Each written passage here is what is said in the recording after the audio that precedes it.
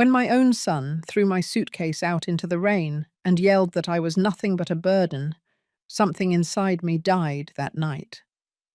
At 72 years old, I found myself trembling beneath an overpass, watching the storm wash away the last fragment of my dignity. But what Matthew and his wife didn't know was that, as they discarded me like a worthless object, destiny was weaving a protective net that would take them by surprise. The woman they underestimated was about to become their worst nightmare. But before I continue, make sure you've subscribed to the channel and write in the comments, where are you watching this video from? We love to know how far our stories travel. The rain showed no mercy on that fateful night. It seemed as though the very sky was weeping with indignation over what was happening to me. I felt the impact of my suitcase as it slammed against the wet asphalt, a sound that would be etched into my memory forever.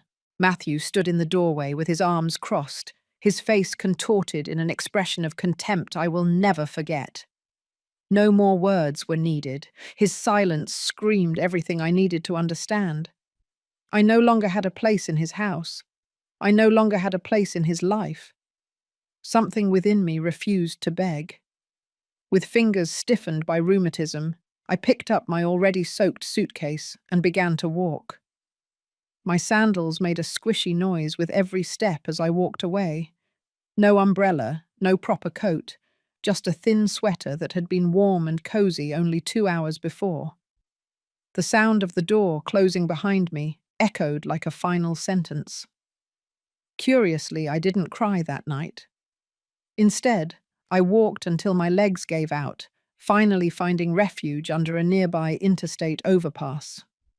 The concrete was cold and damp, but at least it partially shielded me from the relentless rain. I dragged my soaked suitcase to use it as a makeshift seat and leaned against the cold wall. The sounds of tires splashing through puddles were like a soundtrack to my humiliation. My body ached, but not as much as my heart. My joints felt like wet paper, fragile and brittle, and my heart felt like ashes. A few people walked past me, but no one gave me a second glance. To them, I was just another homeless elderly woman in a city that had plenty. This perception was what scared me the most. I no longer felt like myself. It was as if I had become invisible, disposable, just one more problem to be ignored. Matthew's voice echoed in my mind, the way he pronounced the word burden, as if I were an unwanted chore, an inconvenient item on a to-do list. As if the years I spent raising him, feeding him, and loving him had never existed. I remembered the scraped knees I kissed to make them better, the sleepless nights when he was sick, the meals I skipped so he could eat during tough times. And now, in his eyes, I was just a weight to be cast off. The wind grew stronger as the night wore on. I pulled out a thin blanket from my suitcase, damp and inadequate against the cold, but it was all I had. My body shook constantly, not just from the cold, but from shame and disbelief. Perhaps some of you know that devastating feeling when the people you gave everything to look at you as if you're worth nothing. I didn't sleep much that night. I heard cars, distant sirens, and the sound of something inside me breaking irreparably. Around 3 o'clock in the morning, the rain finally eased. I was starting to doze off when I heard approaching footsteps. They weren't hurried or heavy, but measured and determined. I lifted my head, and for a moment I thought I was dreaming. Vivian, my younger sister, was standing in front of me. Her hair was soaked, her makeup was gone, but she was looking at me as if we were reuniting after an eternity. In a way, it was true. We hadn't spoken much after she moved to Miami. Life had separated us. Family complications, small resentments that grew over time, and silence. But there she was, like a miracle wrapped in a soaked coat and silent fury. Initially, she said nothing, She simply knelt beside me, pushed the wet hair from my face, and placed her hand on mine. That was the first truly human touch I had felt in weeks, maybe months. She helped me up without a word, took my suitcase, and led me to her rental car as if it were the most natural thing in the world. Sitting in her car, with the heater on high and a blanket over my shoulders, I tried not to fall apart. She handed me a cup of still warm tea, smelling of honey and mint. I took a sip and felt the first glimmer of safety since I was thrown out of Matthew's house. We didn't speak until we reached the main road. "Are you coming with me?" she said simply. I nodded, not because I agreed, but because I couldn't imagine going anywhere else. She didn't ask what had happened. She didn't need to. I think she saw everything in my face, in the way I held the cup of tea with both hands, as if it were the only thing keeping me anchored to this world.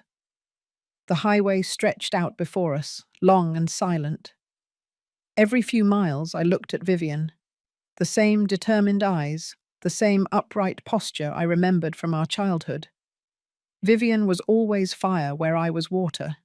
She ignited when people hurt her. I held back. I survived. But that night, I started to wonder if merely surviving would be enough. When we reached a motel on the outskirts of Atlanta, she handed me the key to a room and a bag of clean clothes. I took a hot shower, the first in days, scrubbing away the rain, the dirt, and the humiliation from my skin. I looked at my reflection in the mirror until the steam completely fogged it up. Then I slept. Not deeply, not peacefully, but at least in a bed. The next morning, when she told me we were going to New York City, I didn't ask why, I just followed her, because something inside me had changed. Not all at once, not loudly, but enough that I could feel it. Maybe you felt it too, that silent shift, that moment when you realize, this time, I won't let it go. This time, I won't swallow my pain just to keep the peace, not when it costs me everything. I woke up to a low hotel ceiling and the constant hum of the air conditioning. The bed was very firm, the sheets scratchy, but compared to the concrete and the rain of the night before, it felt like paradise. My muscles ached, but my hands were warm for the first time in days. I sat up slowly, wrapping the motel blanket over my shoulders, trying to get my bearings. Vivian was already dressed and packing her things. She moved fast, focused, as if she had been planning something all night. She didn't ask how I slept or offer small talk. "We need to move," was all she said. I followed her to the parking lot. The sky was clear blue, the air thick with the typical Florida humidity before noon. I slid into the passenger seat, and as soon as the doors closed, she started the engine. No hesitation. 10 minutes later, we stopped at a gas station. She left the engine running and told me to wait. She came back with a fresh thermos of coffee, a bacon and egg breakfast sandwich, and a folder. She handed me the folder first. Inside was the printed listing for a property in Miami, a 2-bedroom condo, ocean view, fully furnished. The price made my stomach clench with shock. I looked at her, bewildered. "This place is yours," she said simply. "I bought it this morning." I couldn't say anything. My mouth opened, but no words came out. My hands held the folder as if it might disintegrate at any moment. Vivian kept her eyes fixed on the road. "I already transferred the money. It's in your name. No mortgage, no tricks." I flipped the page. There were photos, a balcony overlooking the Atlantic Ocean, a kitchen with granite countertops, a guest room with a desk. It looked like the kind of place someone would stay for 2 weeks in the summer, not the kind of place a person like me would live permanently. On the last page was a bank receipt, a deposit into a new savings account, $5 million. I looked up, stunned. Your savings, Vivian explained, without taking her eyes off the road. Only yours. I saved it for years. You didn't know because I didn't tell you. Now you know. I leaned back in the seat, the folder heavy on my lap, the coffee forgotten. My ears were ringing as if someone had set off fireworks inside my chest. I couldn't form a complete thought. The numbers were there on the page, too big to ignore, too surreal to believe. She pulled the car back onto the interstate. We didn't say anything for a long time. I watched the scenery pass by the window, shopping malls, palm trees, roadside diners. Everything looked normal, but nothing inside me felt normal. Something had profoundly changed, and I still couldn't tell if it was gratitude or shame that I felt. We turned onto a quieter road, narrow and lined with towering palm trees. After a few blocks, we reached an entrance with a closed gate. Vivian typed in a code, and the iron gate slowly swung open. A security guard waved at us, and she returned the gesture naturally. The building was only a few stories high. It was cream-colored with white balconies and a roof of blue tile. It looked straight out of a postcard. Vivian parked in a reserved spot near the entrance, grabbed my suitcase from the trunk, and carried it inside without waiting. The lobby smelled like lemon and new carpet.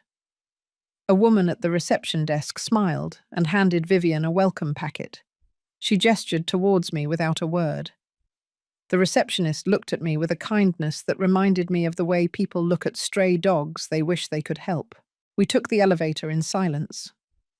On the third floor, Vivian unlocked the door to apartment 3C and pushed it open. It was brighter than I expected. The walls were a soft beige, the sofa light grey. Light poured in through the sliding glass doors that led to the balcony. I walked to the railing and looked out. The ocean stretched to the horizon, merging with the sky. I could hear it, constant, powerful, alive. Behind me, Vivian set the suitcase on the floor and wiped her hands. "This is where you live now," she said. "I'll be staying in the apartment across the hall for a while, so don't get any ideas about disappearing." I turned around, my hands still on the balcony railing. I wanted to thank her, but the words felt insignificant in the face of all this. Instead, I just nodded slowly. Vivian stepped closer, her expression serious. "I know what he did. I know what they did. You don't need to talk about them if you don't want to, but you are not going to let them take anything else from you, ever again." She looked straight into my eyes. Her tone was firm, not sentimental. "This place is yours. The money is yours. And I've already contacted Grace." That got my attention. Grace Holcomb, Vivian's lawyer friend from college. Smart, ruthless, meticulous. I hadn't seen her in years. "Grace is drafting the documents now. Financial lockdowns, legal protections. What you don't want exposed will be sealed, and what they try to take will be 2 steps ahead of them."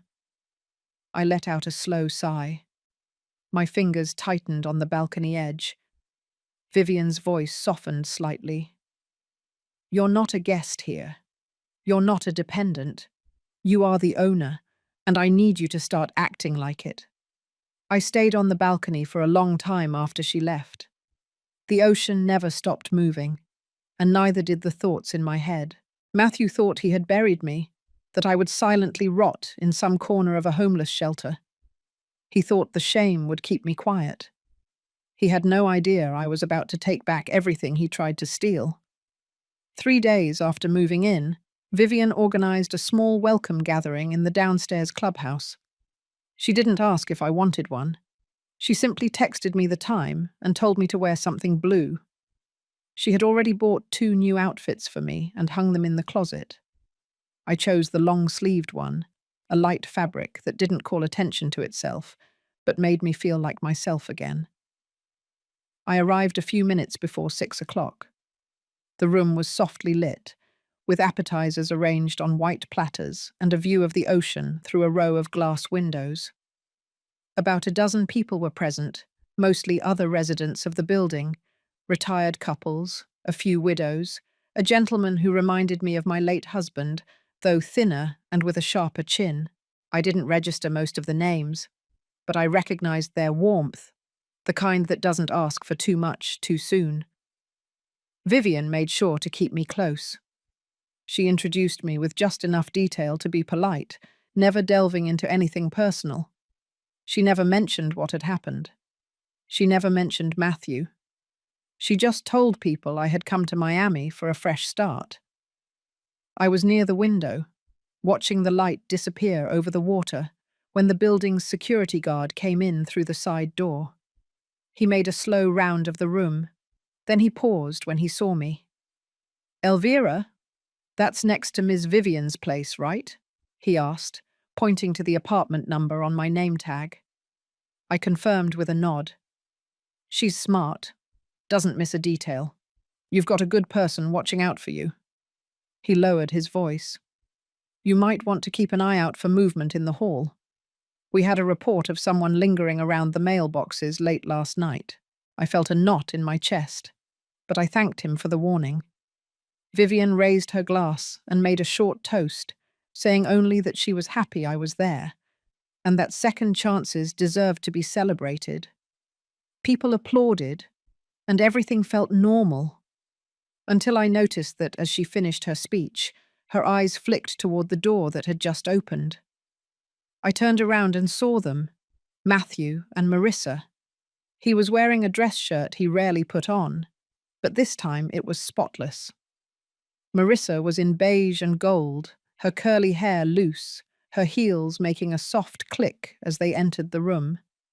They smiled as if they belonged there. My stomach twisted into a knot. Vivian walked directly toward them. I didn't hear what she said, but her body language made it clear they were not welcome. She didn't raise her voice. She didn't cause a scene, but she blocked their path like an insurmountable wall. Matthew looked over her shoulder toward me and smiled as if nothing had happened, as if the last time he saw me hadn't been in the rain, yelling as I clung to my dignity like a dying flame. I didn't say anything. My hand gripped the edge of the refreshment table so tightly that my knuckles turned white. Vivian gave a discreet signal, and an employee approached. The conversation was brief. Matthew and Marissa held their ground for a few seconds more, then turned and left. Marissa didn't even look back. The room slowly returned to normal, as if nothing had happened. People noticed the interruption, but no one asked questions. I was silently grateful. Vivian came back to my side, took a piece of fruit from the platter, and said calmly, "I told you they would come." I nodded. She had warned me that morning that she'd seen a comment from a friend of Marissa's online, something too specific to be a coincidence. Vivian was already 3 steps ahead, as always. Once the gathering was over, she walked me back upstairs. We said goodnight in the hallway, and I entered my apartment. I sat on the edge of the sofa and waited. Not for anything specific. I just waited, like an animal sensing danger. They hadn't come to apologize or explain. They came to see what else they could get. But now they knew. I wasn't where they left me. I was no longer the woman who had walked out into the storm with her soaked suitcase.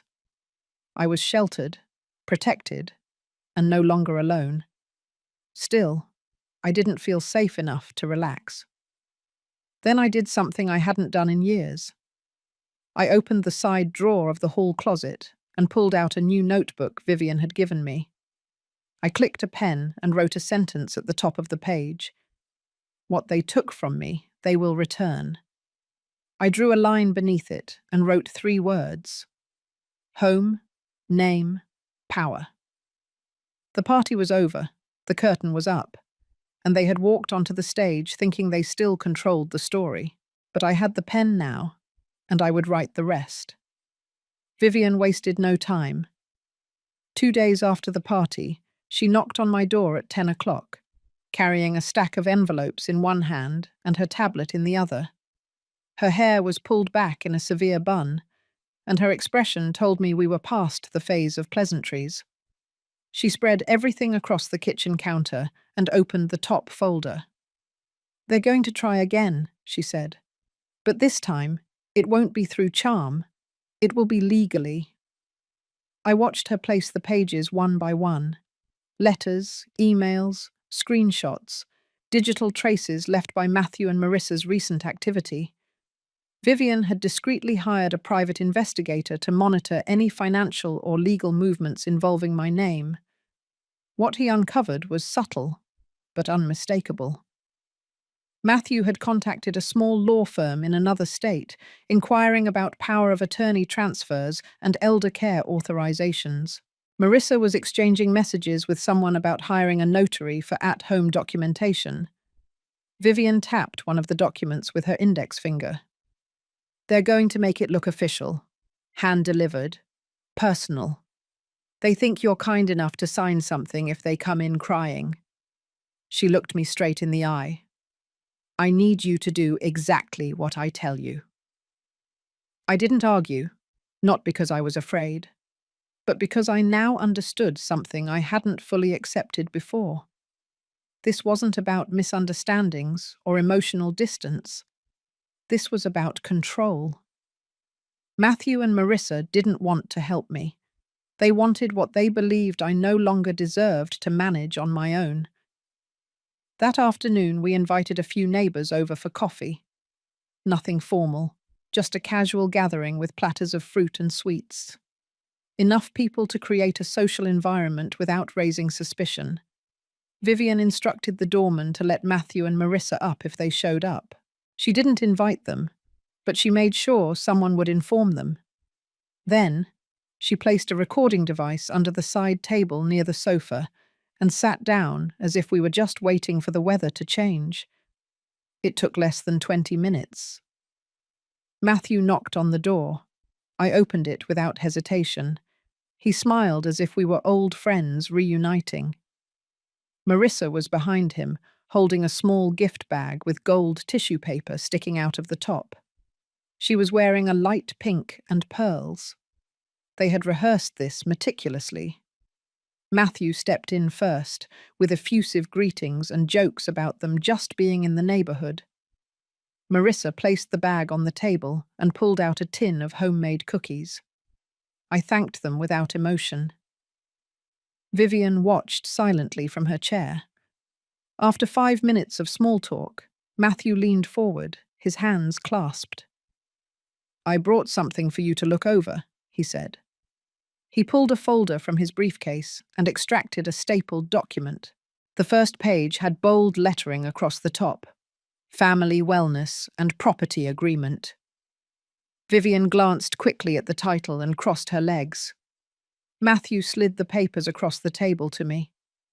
"Just something to make things easier, so we can help, coordinate medical matters, streamline the process should anything urgent come up." He smiled again, a smile that was too long, too forced. I picked up the first page and read silently. The document was 6 pages long. In the middle, there was a paragraph labeled Temporary Power of Attorney Authorization, followed by another titled Financial Oversight Clause.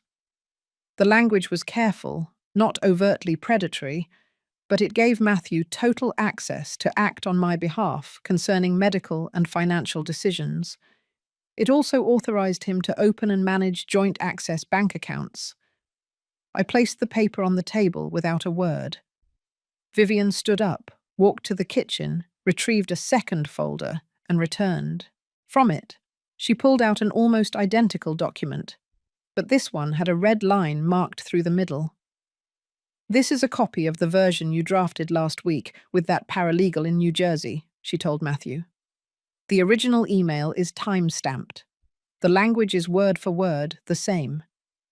Matthew's face froze. Marissa remained silent, her mask of sweetness beginning to crack. Vivian turned to me. "Go ahead," Ask them what this is really for. I didn't need to. The silence revealed everything. Vivian opened the recording app on her tablet and made it visible. Then she raised her voice just enough for the neighbors to hear. I want everyone to know that this document was designed to strip Elvira of her financial rights under the pretense of assistance. This is what family manipulation looks like. Matthew rose quickly. You don't understand what we're trying to do, he protested. Marissa grabbed his arm tightly. Vivian remained absolutely calm. No, I understand exactly. And the Florida State Bar Association does too. And the Ethics Council. And the community you're trying to impress with fake tears and cookies. Matthew's voice faltered. You're making a scene. Vivian laughed once, a sharp sound. Scene? No, this is clarity. She turned to me and nodded. I walked to the table. I picked up the contract they brought and slowly tore it in half, maintaining eye contact with my son. The room fell utterly silent. The neighbors stopped talking. Matthew looked at me with something I hadn't seen in his eyes in years. Fear. I didn't yell. I didn't curse. I simply held up the torn pages and said, "This is what happens when you mistake silence for weakness." Vivian gestured toward the door. Matthew and Marissa left, this time without looking back. I sat down slowly, my hands still warm from the paper. Vivian brought me a glass of water. The neighbors murmured, then politely excused themselves and departed. When the room was empty, Vivian spoke in a low voice. They'll try something else. I nodded. I knew that too. But what they didn't know was that we were now ahead of the game, and I wasn't just holding the line. I was ready to take back everything, piece by piece, name by name. And this time, they would never see what was coming. 3 mornings after I tore their contract in half, I opened the front door and found a white orchid on the doormat. No card, no note, just the plant, delicate and perfect, like a silent apology that lacked the courage to call. I stood there for a long time, not touching it. The air was warm, the hallway quiet. Across the hall, Vivian's door opened. She stepped out, holding a cup of coffee in one hand and her phone in the other. She saw the orchid and stopped. "They're changing tactics," she said, without even blinking. I nodded once and left the plant where it was. I went back inside, locked the door, and gave myself over to the silence. I knew what that orchid meant. It wasn't an apology. It was a probe. That night they came again, this time not together. Matthew showed up around 6 o'clock, wearing a blue polo shirt I remembered buying him for a job interview that never worked out. His smile was more contained than usual. He carried a small paper bag from the Italian restaurant on the main street. He said he figured I hadn't eaten dinner yet. I didn't open the screen door. He stood there for a while, saying I looked well, asking if I liked the neighborhood, claiming that he and Marissa had been talking, that they felt terrible about how things had escalated. He said he missed me. I didn't say anything. Eventually, he left the bag on the bench near the wall and walked away. I watched his departure without moving. The next morning was Marissa's turn. She appeared shortly before noon with a shopping bag and a book tucked under her arm. Her tone was lighter, almost casual, as if this was something she always did. She didn't mention the torn contract. She didn't mention the party. She just said she wanted to stop by and see me, maybe help with chores, cook something if I was tired. She used to call me by my first name. That day, she called me Mum. I watched her through the peephole until she gave up and left. She took the groceries with her.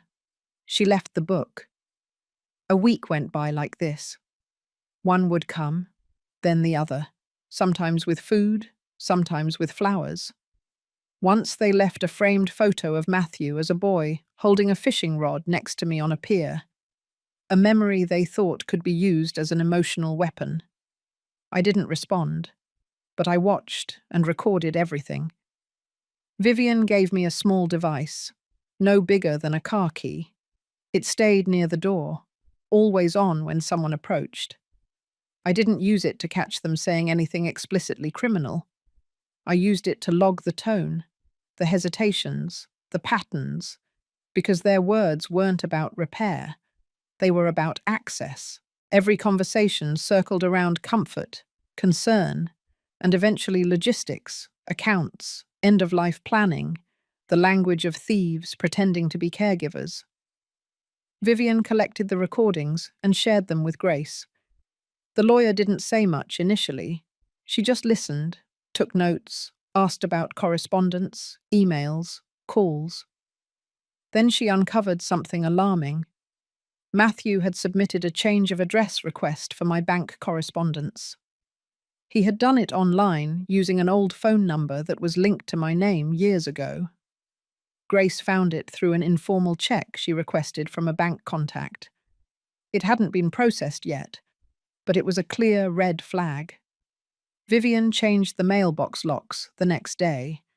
The night after that, the fire alarm in my hallway went off around 2 o'clock in the morning. There was no fire, just a pulled lever. Ramirez, the night guard, reviewed the security camera and caught a blurred figure walking down the service hall 20 minutes earlier. He couldn't see the face, but he could make out the jacket, the same one Matthew wore to the party. I asked Vivian to call Grace again. She brought a laptop the next day and walked me through setting up secure digital alerts. Any attempted access to my accounts, any login from an unrecognized device, any file request linked to my name.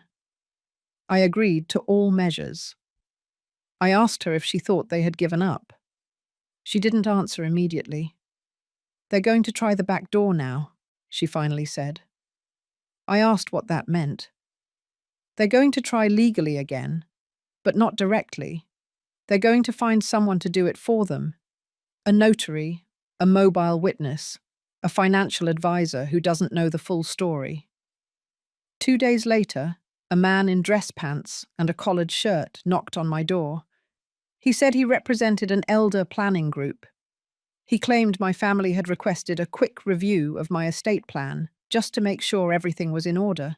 He smiled, as if it were perfectly normal for 70-something women to receive surprise visits from well-dressed strangers, holding folders and government documents. I informed him I already had a legal team and closed the door. He left quickly. Grace filed a formal complaint the next morning with the State Office of Professional Guardianship in Florida. Nothing dramatic, just enough to create a record, a documented trail. I knew what was happening. They were trying to make me look unstable, disorganized, vulnerable. Because if they couldn't get me to sign voluntarily, they would try to prove I didn't have the capacity to handle my own affairs. That night, I sat at my kitchen table and reread the deed to the apartment. I ran my fingers over the embossed seal. I whispered my name out loud, not for drama, but for clarity. Then I put the document back in its folder, closed the drawer, and locked it. The doorbell rang again later that week. This time, Matthew brought wine. Marissa waited near the elevator. He didn't ask to come in. He asked to talk. He said things had been difficult. He said family should stick together. He said maybe we could talk about some practical things. I didn't open the door fully. I only spoke through the crack. "Don't come back." His voice faltered, not with sadness, but with anger disguised as confusion. I didn't respond. I waited. He left. I went back to the kitchen, sat down, and made a list. 3 columns: what they tried, what failed, what would never be forgiven. I wasn't defending myself anymore. I was documenting, preparing. The storm had passed, but the damage it left would serve as evidence, and I would be the one to carry it forward, piece by piece, until they had nothing left to claim. When the envelope arrived, it came in a plain white package. No return address, no postmark, just slipped under my door, like a silent threat. I found it early in the morning while making tea, still half asleep, my sandals shuffling on the cold floor.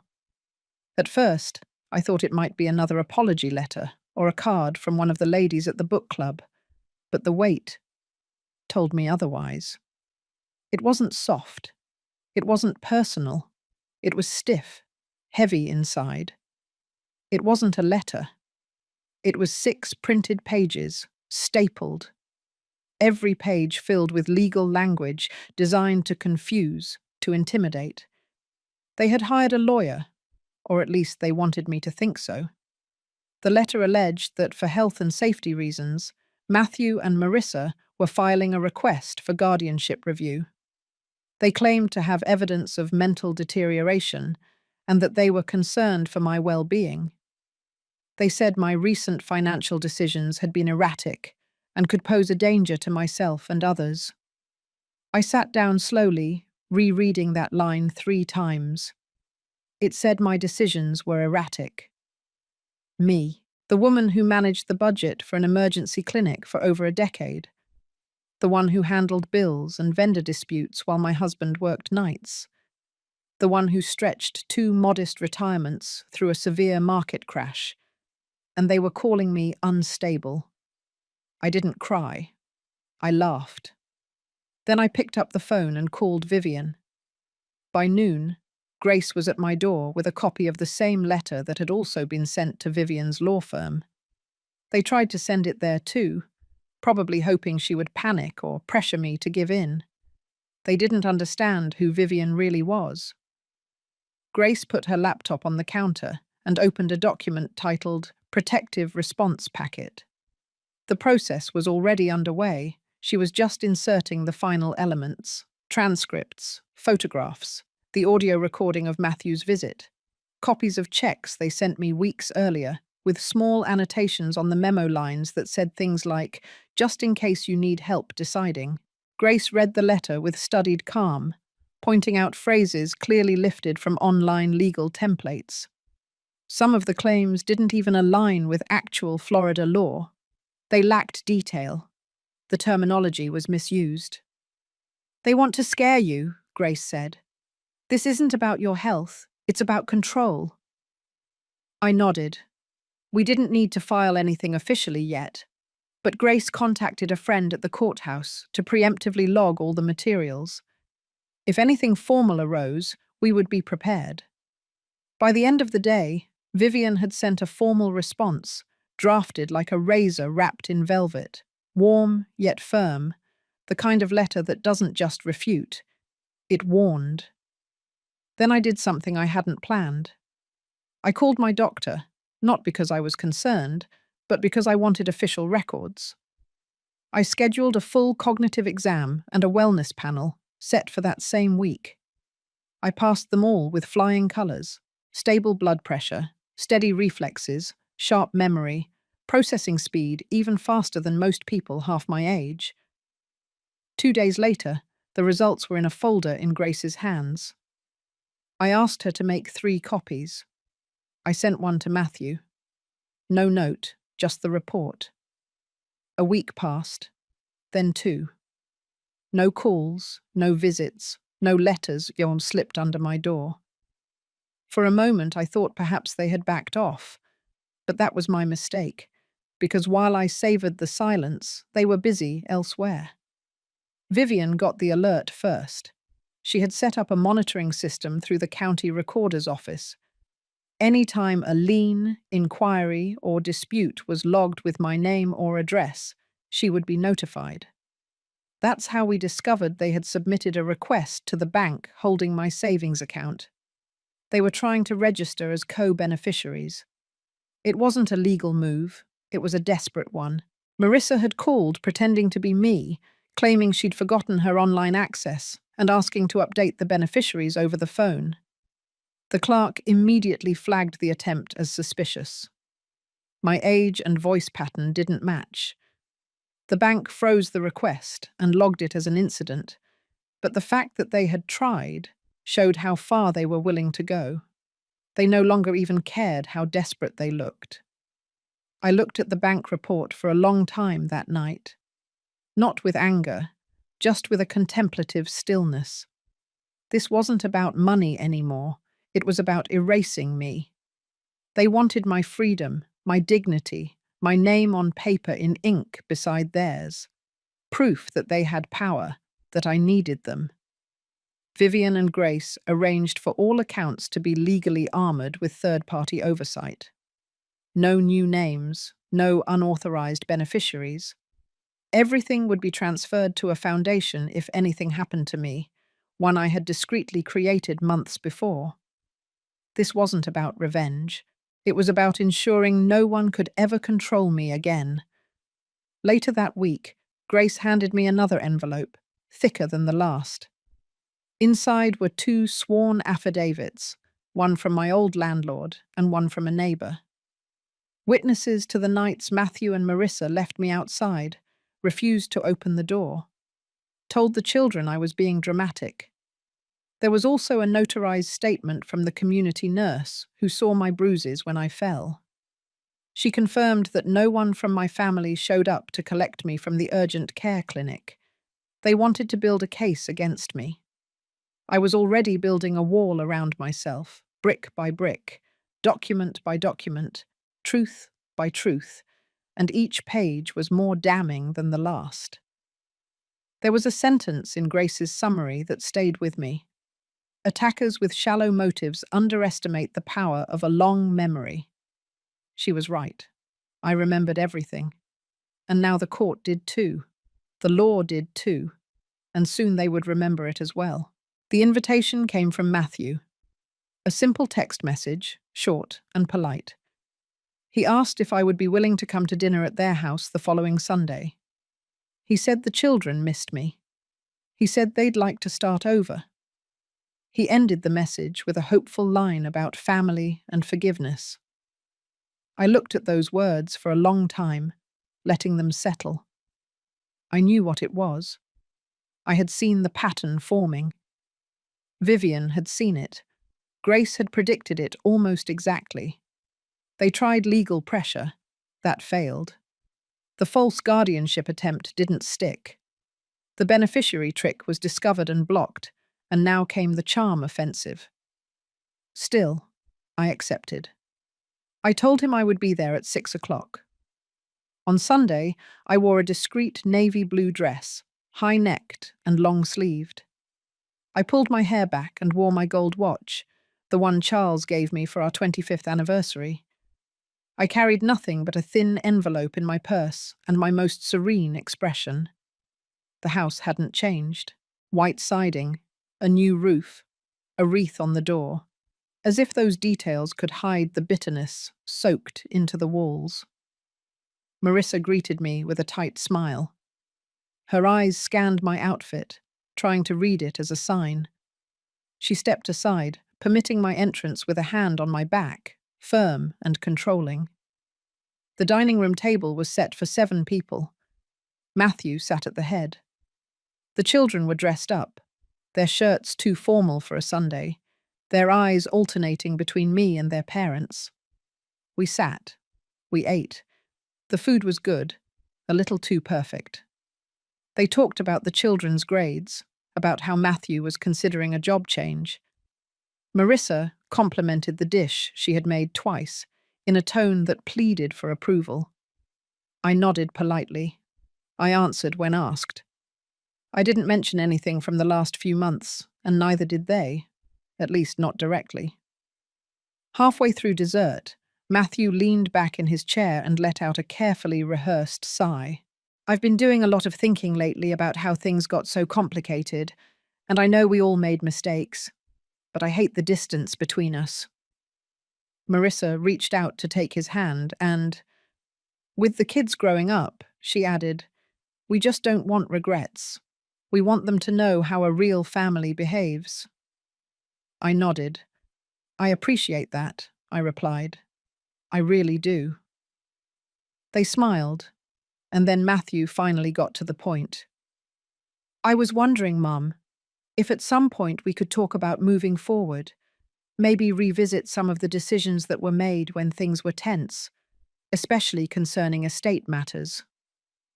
There it was, the velvet glove removed, revealing the hand that had always been underneath. I let the silence linger just long enough. Then I picked up my purse and pulled out the envelope.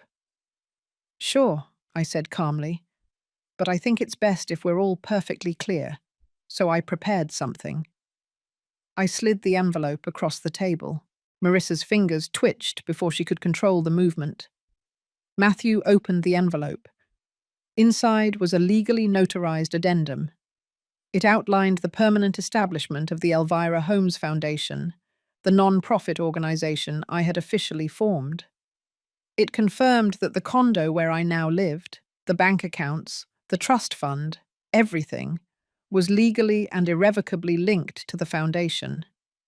It listed the beneficiaries: a scholarship program for single mothers over 60 years old, an assistance fund for elder abuse victims, and a community medical assistance program in Charles's name.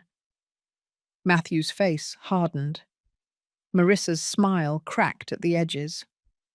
"Look," I explained softly, "I've done a lot of thinking too, and I realized I don't want to spend the rest of my life worrying about who deserves what, or who thinks they earned a piece of something they never helped rebuild."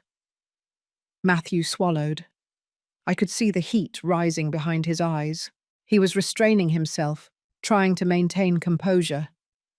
"I'm not cutting you off entirely," I added, "but I am choosing peace, clarity, and protection." No one said anything. The children remained still, confused, too young to understand the undercurrents, but old enough to feel the tension that settled thickly in the air. I stood up slowly. "Dinner was delicious. Thank you." Marissa started to speak, but the words stumbled. She tried to smile again, but gave up halfway. At the front door, Matthew followed me. "Is this it?" he asked quietly. I kept walking. "Mum," he said again, a little louder, a little sharper. "We were trying to make things right." I turned around finally. "No," I replied calmly. "You did this." His shoulders dropped as if, for the first time, he realized he couldn't shift the blame to me. "I didn't think it would go this far," he murmured. I nodded. That's the thing about boundaries. Once you cross them, you don't get to decide where they end. He seemed to want to say more, but he closed his mouth. Vivian walked up to my side. "We should head back inside." And we did. When the judge returned, he didn't hesitate. Motion granted. The falsified documents were declared void. The Foundation's charter was protected. A formal recommendation was sent to the district attorney's office for further investigation. And with that, it was over, at least in the eyes of the court. But for me, it was something deeper. I had positioned myself in front of a system that, historically, overlooked women like me, dismissed our voices, assumed we were too fragile or confused or too emotional. And I had been heard. I didn't win because I yelled the loudest. I won because I refused to look away. I won because I kept my records, I spoke the truth, and I trusted the silence to do its work. That night, I sat on the balcony with Vivian and Grace.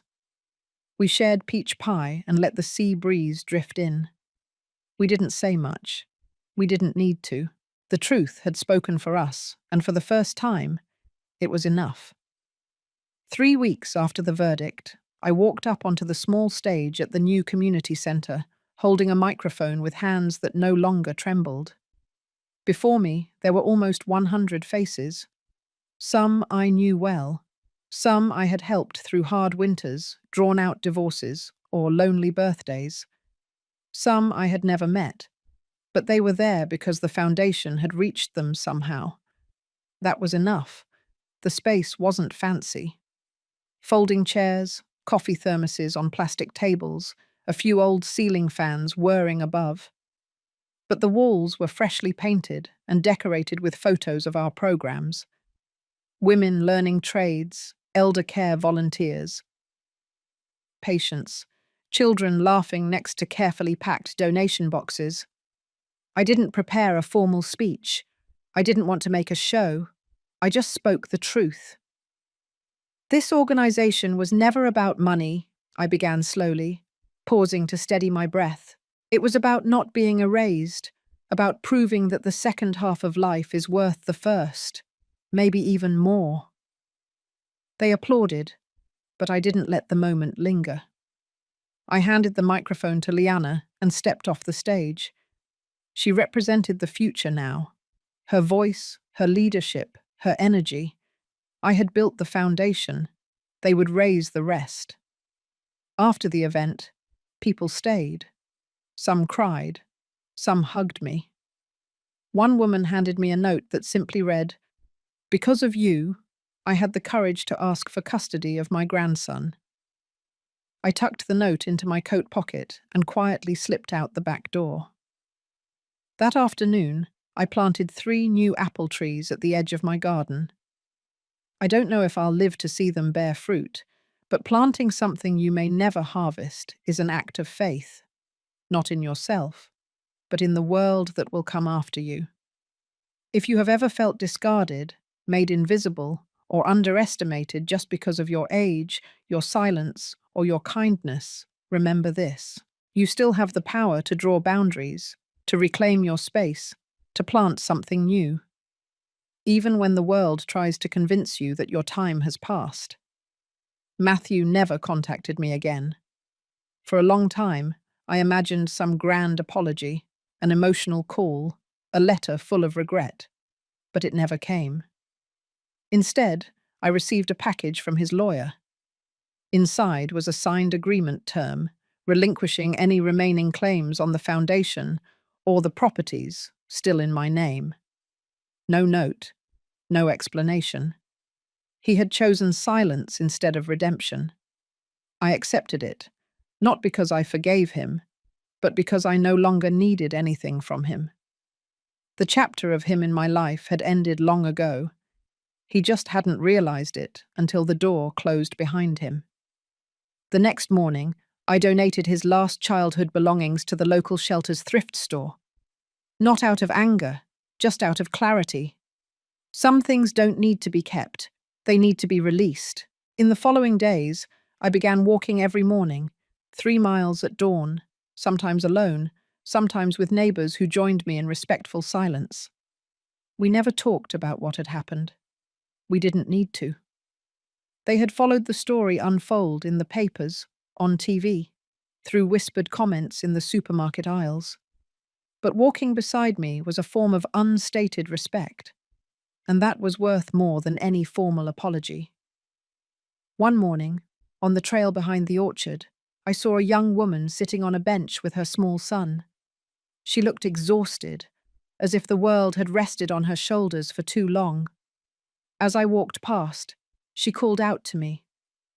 "Are you Elvira, right? The woman who fought her family?" I smiled gently. "I am Elvira, but I didn't fight. I just refused to disappear." Her eyes welled up. "Thank you," she whispered. That was all. No more words were needed. That afternoon, I planted 3 new apple trees at the edge of my garden. I don't know if I'll live to see them bear fruit, but planting something you may never harvest is an act of faith. Not in yourself, but in the world that will come after you. Grace visited us again that weekend. We had tea, laughed at a news segment that had mispronounced her name, and talked about organizing a writing workshop for retired women next spring. "Stories," she said, "are the last thing they can't steal." When she left, I stood at the window watching the wind move the leaves on the trees, the kind of wind that doesn't knock things down, but reminds them that they can stand tall. The knock on the door came 3 months after the verdict. I opened it without hesitation. Olivia, Marissa's sister, was standing there, looking smaller than I remembered. "They're getting a divorce," she said without preamble. I didn't respond. "Matthew's living in an apartment downtown. He went back to teaching. Marissa's selling the house." I nodded, waiting for her to get to the point. Olivia seemed unsure, fiddling with her purse strap. "The boys ask about you," she finally said. "Thought you'd want to know." I thanked her for the information and offered her a coffee. She politely refused. "You were right, you know," she said as she turned to leave. "About everything." I closed the door gently behind her. It wasn't about being right. It never was. 3 weeks later, I received a postcard. No return address, just my address. On the back, a single line written in masculine handwriting. I understand now. I put the card away in a drawer, not for sentimentality, but as a reminder. The most important battles don't end with trumpets and fanfare. They end in silence, in recognition, in subtle shifts that take years to fully manifest. Today, the Elvira Holmes Foundation serves more than 500 women a year. We have 3 branches and a mentorship program connecting women over 60 years old with young students. We received a small grant from the city government. We raised enough donations to purchase a modest building downtown. Some mornings, when the sun is still low and the beach is mostly empty, I walk down to the water's edge and remember that night under the overpass, drenched in rain, invisible to the world. I remember the woman I was, trembling with cold and shame. And then I look at the woman I have become. I am no longer invisible. I am no longer silent when it matters. I no longer pretend that love must mean erasure. The water still washes the sand, constant, relentless. The waves still come, still go. But now, when I go home, I don't check the locks twice. I don't worry about what they might steal from me. Because I've found that at 72 years old, I've learned something I wish I had known at 20. True dignity is not something others can take away from you. It is something you take back, inch by inch, when you finally decide to stand up. If my story touched any part of your heart today, remember, you are not finished. You are not invisible. You are still writing your story. And maybe, just maybe, it's about to begin. Now, if you liked this story, click on this next video popping up on the screen, because in it, there's a story of betrayal and a twist like you've never seen before.